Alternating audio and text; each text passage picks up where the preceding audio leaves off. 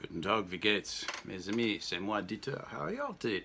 This is Easter weekend Sunday, right? Yeah.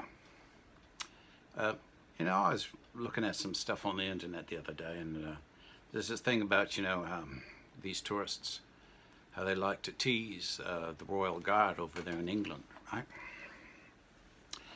And it kind of pissed me off. Now, you have to understand, I was born in 1956, and I'm not a fighter. I never took any military training, and actually, when I was a teenager and a young man, the Vietnam War, and I'm going to call it what it was, a war. It was not a disagreement or whatever what these politically correct zombies want to call it, was. Now, you can agree or disagree. I'm not going to get into politics here, but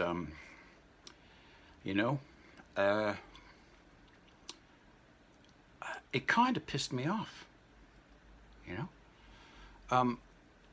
these idiots who think it's funny, like get 1 million or 2 million hits. Oh, I made the Royal Guard laugh. Do you know that they can get into serious trouble for your pissing about? How would you like it if at your job people went out of their way to get you in trouble? Like, seriously, what the F are some of you on? Now, I'm not a royalist. I'm not a monarchist. But there's a thing called respect. For those of you who probably can't spell, in English it's R-E-S-P-E-C-T. Right? So, why do you think this is hilarious or funny? Do you know how much training these people have had?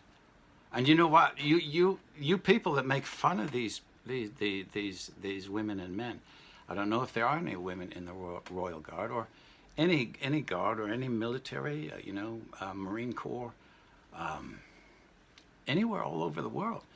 These people have a job to do, and you know what?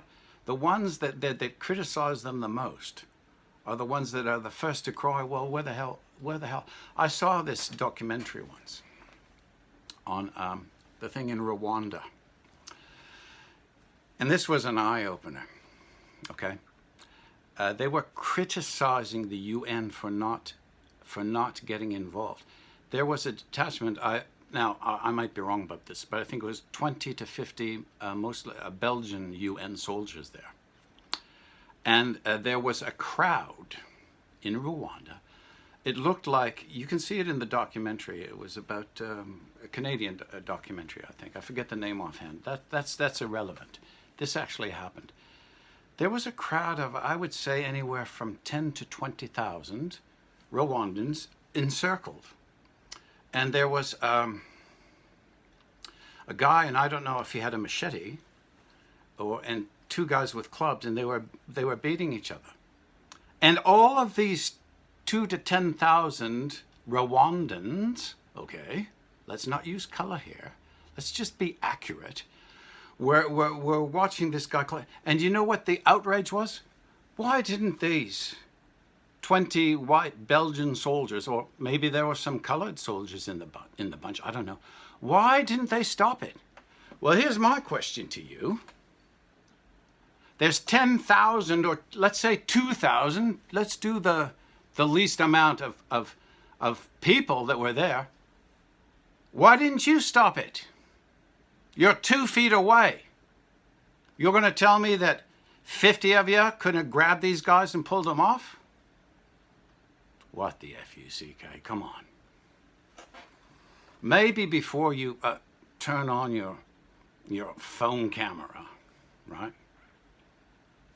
And maybe you should actually think a bit and know what you're talking about. I had this, Mika, before she passed, had this wound because I actually pulled a thing out of her. It was I think a bot fly. I don't know how she got it, but they dig in. So I didn't have the money to take her to a vet, so I got out myself, and she had this sore, and I bandaged it up. This is just about a year before she died. And I went to a walk, and these two young people started filming my cameras and going, you're such a bad man. Look at your dog. I said, excuse me, do you know what the fuck you're talking about? Do you know who I am? Do you know how much I love my dog? Do you know how much I take care of my dog?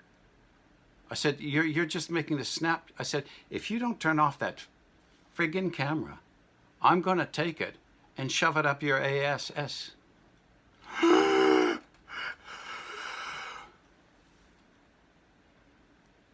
Bloody hell. What is going on? Right?